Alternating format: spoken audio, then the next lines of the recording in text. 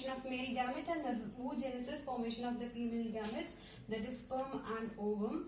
Now we are moving on to the fertilization, the next stage in the reproductive process, where the sperm and ovum fuse together to form the zygote. The haploid sperm and the haploid ovum fuse together to form the diploid zygote. In case of human reproduction, the fertilization, that is a syngamy, is internal. The human reproduction, there is an internal syngamy where the male gamete sperm is deposited in the female organism, deposited in the female sex organs of the female organism, and the process is called as copulation, and it is a discharge of semen by the penis into the female vagina. That is a fertilization, insemination process where the male sperm is deposited in the female's body.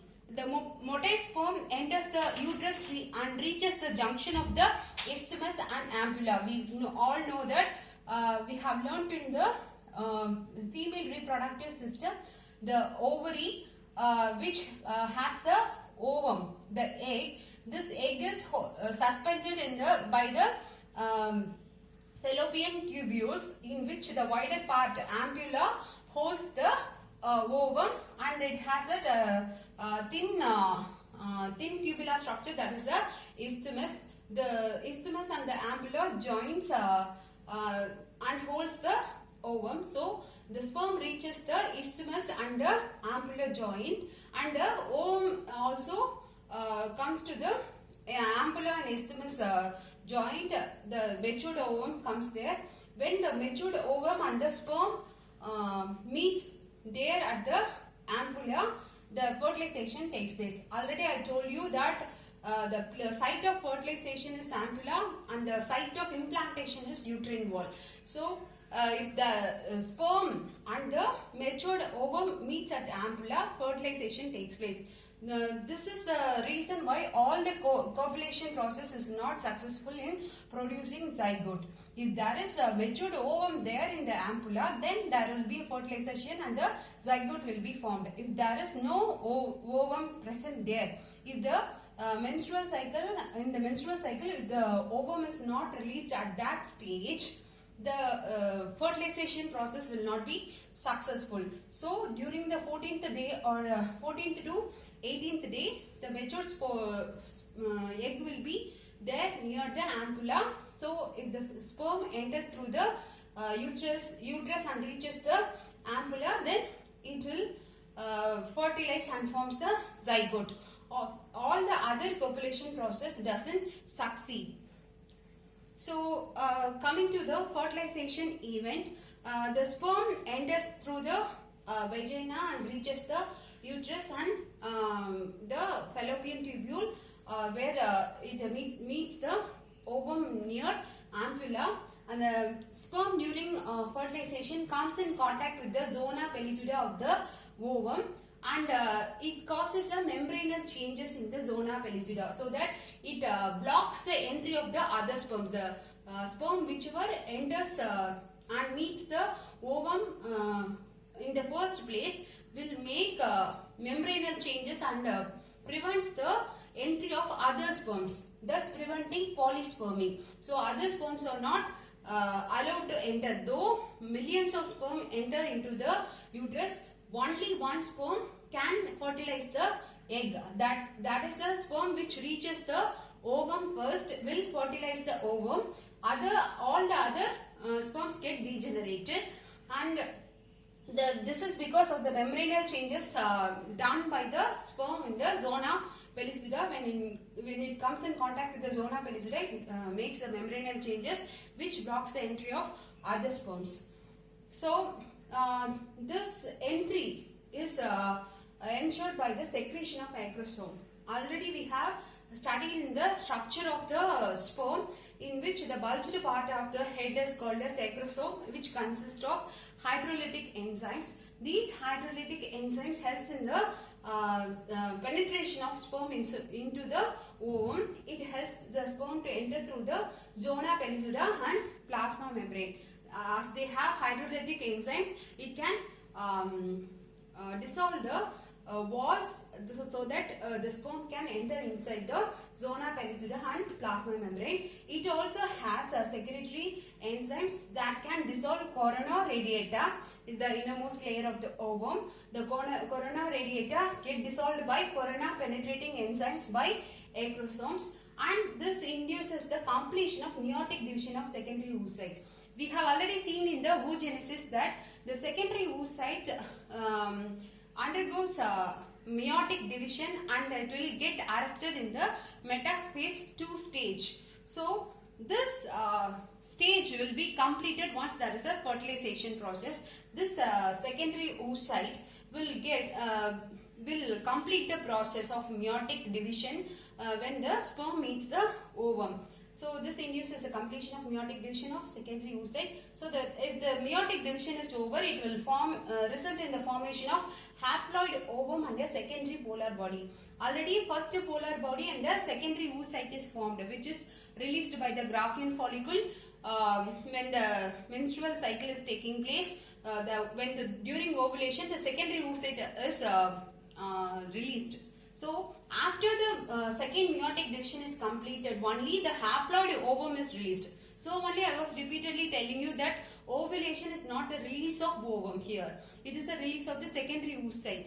In case of ovulation, only during fertilization the ovulation process is complete. Here the secondary oocyte finishes of the meiotic division, that is the metaphase 2 gets completed, and the haploid ovum is released and a secondary polar body along with the haploid ovum is released, and the secondary and this haploid ovum fuses with the sperm. So the sperm is haploid in nature and the ovum is also haploid in nature and forms the zygote, which is diploid in nature.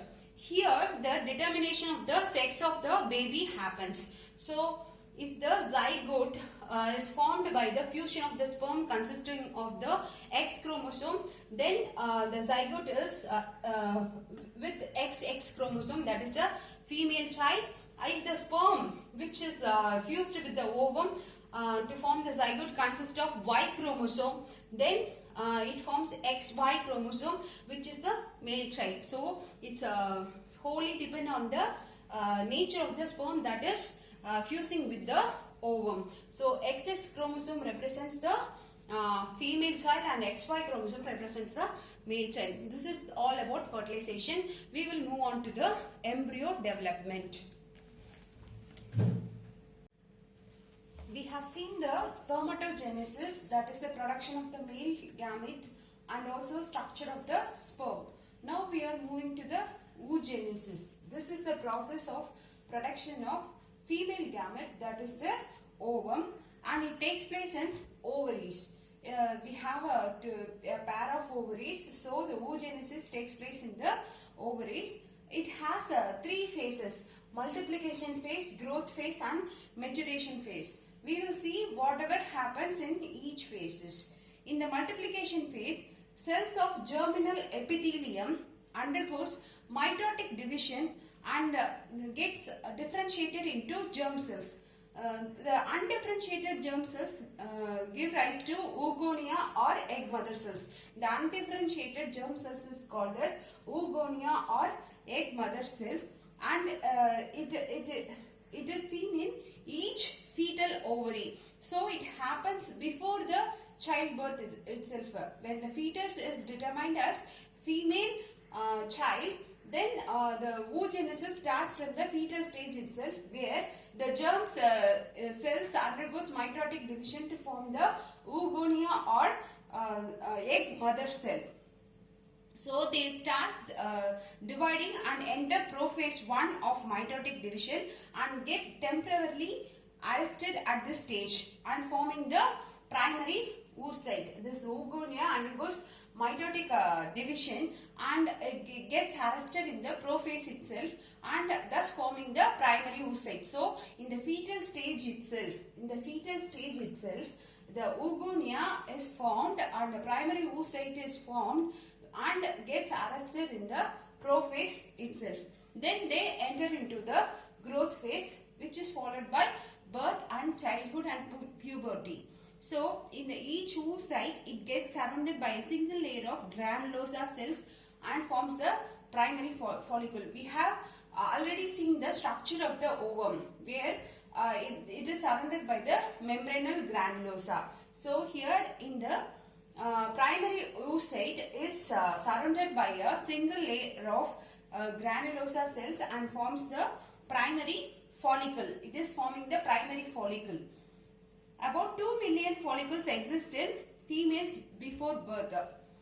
But after some time it gets degenerates, and during birth to puberty it gets degenerated. Only 60,000 to 80,000 primary follicles are left during puberty. At birth there will be 2 million numbers of primary oocyte present, which is surrounded by the single layer of granulosa cells, which becomes primary follicles. But after birth, during birth to the puberty stage, large number of primary follicles get degenerated, and only 60,000 to 80,000 primary follicle is present during puberty. And this primary follicle is surrounded by more layers of granulosa cells, and new theca is formed, which gives rise to secondary follicles. But when the primary follicle is surrounded by new membrane and forming thecas, we have seen that the membranal granulosa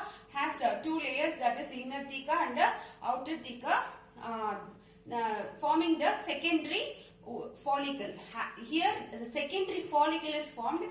Don't confuse it with the secondary oocyte. The primary follicle, again when it is surrounded by a new membrane, it forms a secondary follicle. So coming to the maturation phase, the secondary follicle, which is the primary follicle surrounded by another layer of membrane, the secondary follicle grows into a tertiary follicle having fluid cavity called antrum.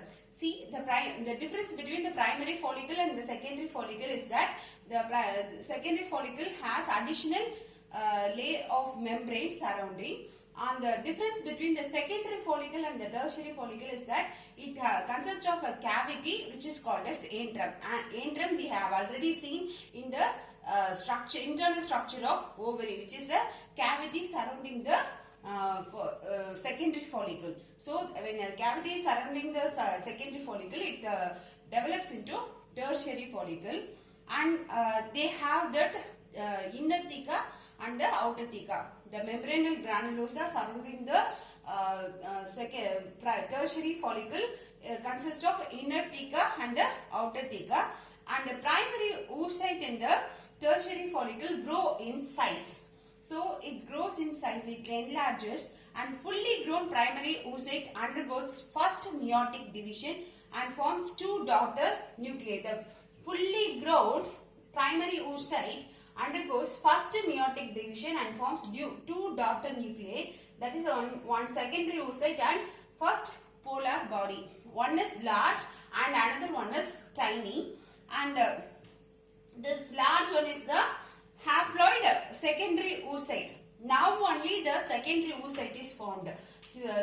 Before that we are seeing about the follicle, primary follicle, secondary follicle and tertiary follicle.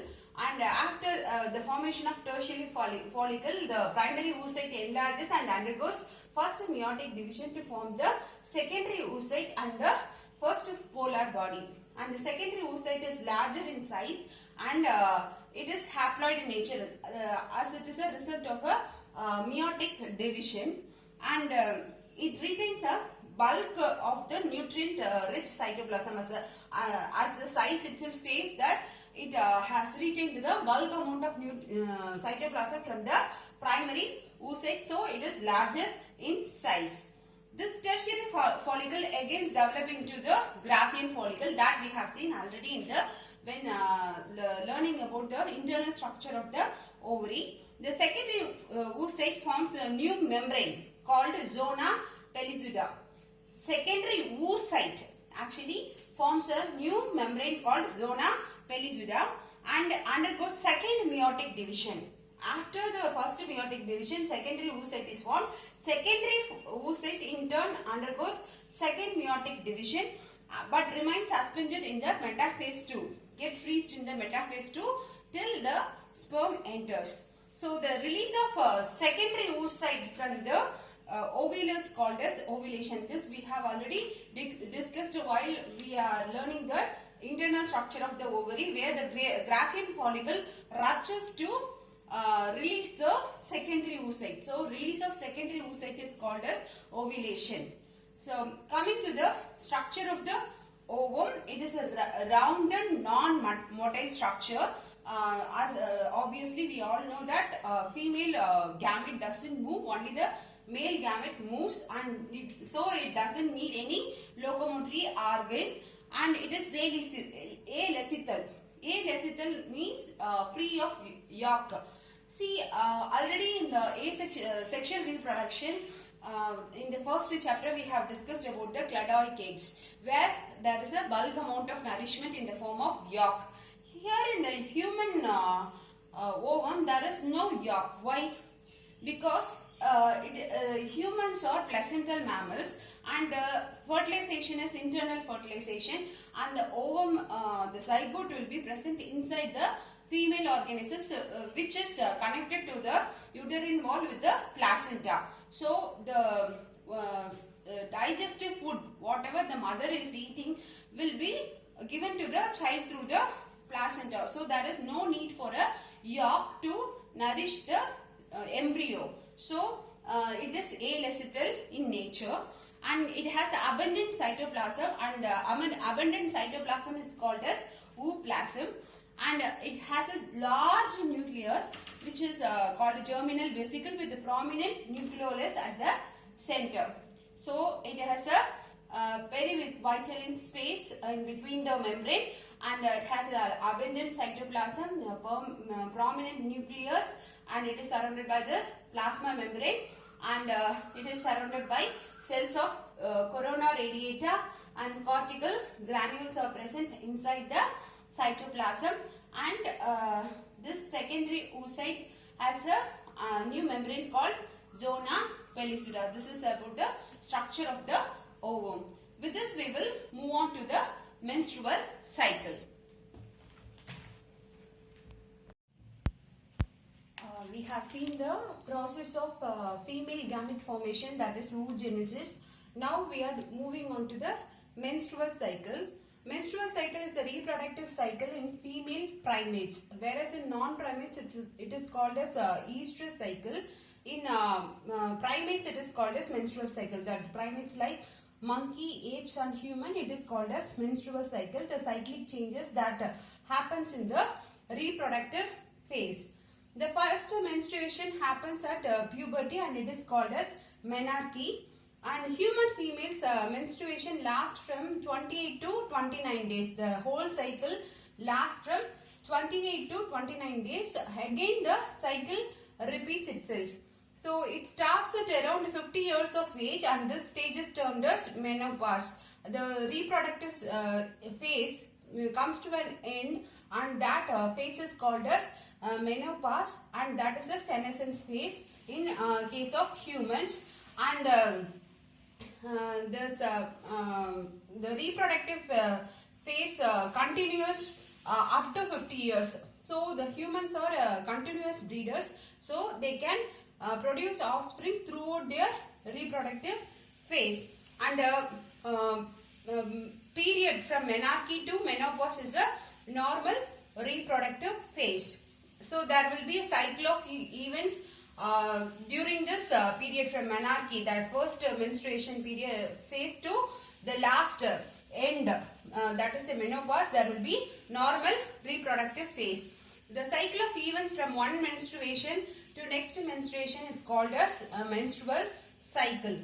One ovum is released in the middle of each menstrual cycle. So the ultimate aim of the menstrual cycle is to produce ovum, which has to be fertilized to form zygote. So in every menstrual cycle, in the middle of the menstrual cycle, one ovum will be produced. So in the menstrual cycle is of 4 phases, that is menstrual phase, follicular phase, ovulatory phase and luteal phase, that lasts for some days, which constitutes the 29 days of the menstrual cycle. So we will see what are the hormones involved and what are the process happening throughout the phases. First one is the menstrual phase. It lasts for 3 to 5 days and fertilization doesn't occur. The matured eggs undergo autolysis. If there is a fertilization and zygote formation, the egg develops into embryo, so there won't be any menstruation process.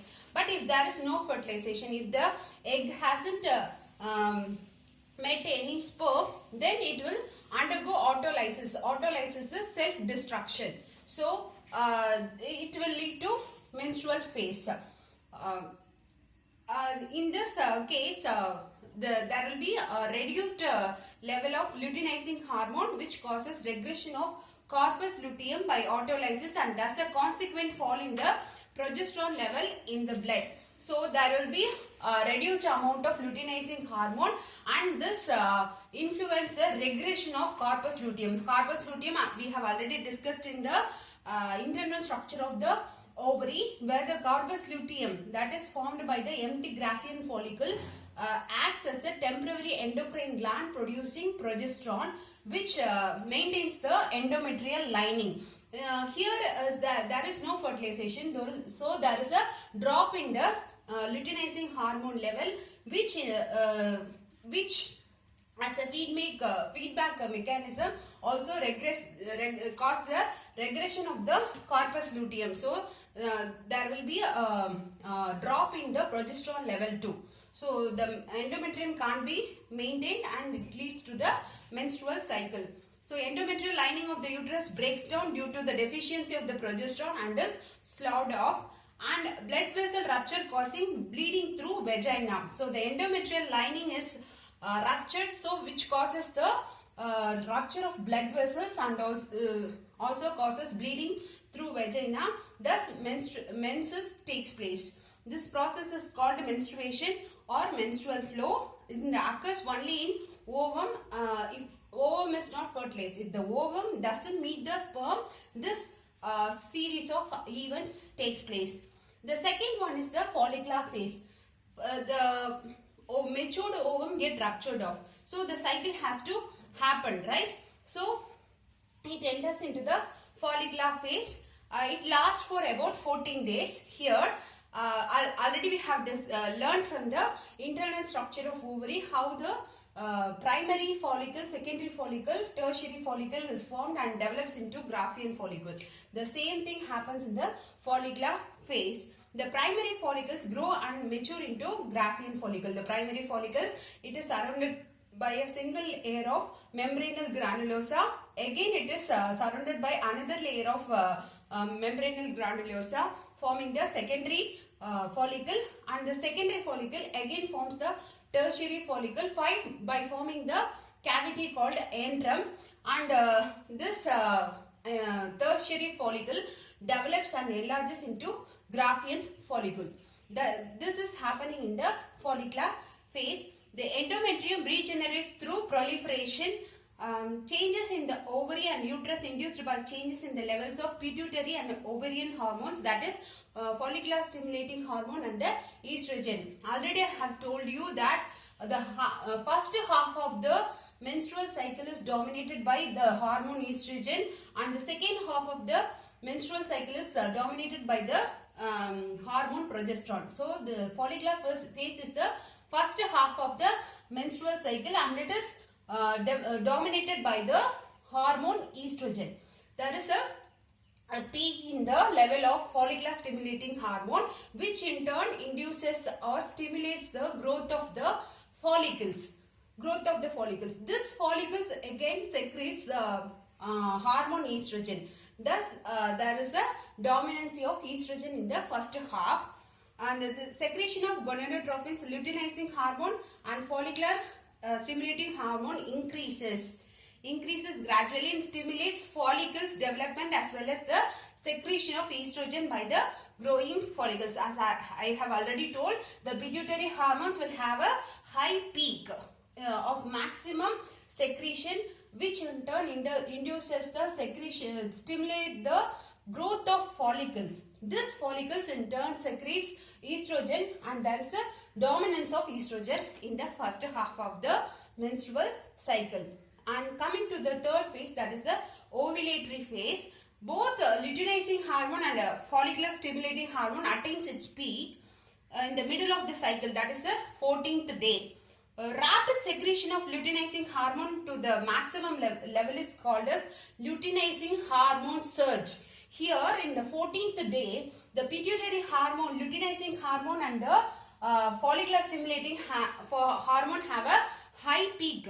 They have maximum secretion, and there is a surge in the secretion of luteinizing hormone. There is a maximum peak in the secretion of luteinizing hormone, and it is called as luteinizing hormone surge, and it induces the rupture of Graafian follicle. So this is a feedback mechanism. So when this hormones level increases, there is a rupture in the Graafian follicle. The Graafian follicle, which is formed from the primary follicle, gets ruptured, and the secondary oocyte, that is the ovum, which is engulfed in the membranous granulosa, will come out. The Graafian follicle ruptures and the secondary oocyte comes out. Already I have told you that the release of the secondary oocyte is called as ovulation. So this is the ovum, the secondary oocyte. So it comes out of the Graafian follicle by the rupture of the Graafian follicle, and this process is called as ovulation. This happens in the ovulatory phase. So about 14 days, the Graafian follicle ruptures because of the surge in the pituitary hormones. So the secondary oocyte comes out of the Graafian follicle, and this process is called ovulation, and that happens in the ovulatory phase, and they enter into the luteal phase. The luteal phase is the last 10 days of the menstrual cycle, where in the empty Graafian follicle, that is corpus hemorrhagium, when the Graafian follicle breaks off, ruptures off, the empty Graafian follicle is called as corpus hemorrhagium. This corpus hemorrhagium develops into corpus luteum. This corpus luteum acts as a temporary endocrine gland and produces progesterone. So the half of the menstrual cycle is over. This is another half. So the another half, corpus luteum is formed, which is the temporary endocrine gland producing progesterone hormone. This progesterone hormone is going to dominate the last half of the menstrual cycle. So this progesterone helps in the maintenance of the endometrial lining. Endometrial lining is very important for the implantation of the fertilized ovum in the uterine wall. So the progesterone maintains the endometrial lining. If the egg is fertilized, then it will be implanted by the endometrium. Endometrial lining is the inner lining of the uterus. So the corpus luteum produces progesterone and maintains the endometrial lining. The if there is no fertilization, what happens? This corpus luteum again get degenerated. The regressive corpus luteum. So this corpus luteum again get degenerated and become corpus Albanian. And in the absence of fertilization, it degenerates, and because of the degeneration, there is a drop in the progesterone level, which results in the disintegration of the endometrium. If the progesterone is not there, the endometrial lining cannot be maintained. So there is a disintegration of the endometrium. So menstruation starts. Endometrium get ruptured, and also the matured ovum present, which doesn't meet the sperm, also get ruptured, and the menstruation start. Only the basal lining of the endometrium will be there. All the other endometriums will get disintegrated, and only the basal part of the endometrium persists and forms the source for the new lining or new cycle. And this menstrual cycle is completely absent during pregnancy period and lactation period. Because of the presence of progesterone, there won't be any menstrual cycle. It completely stops when the egg get fertilized. That is during the pregnancy and also in the first 6 months of lactation period. and if the menstrual cycle will be absent in case of stress or poor health. In those cases also the menstrual cycle will be absent, and it will be completely absent during the menopause period, that is the end of the reproductive phase, that is a senescent phase. So this is all about the menstrual cycle. We will move on to the embryogenesis now.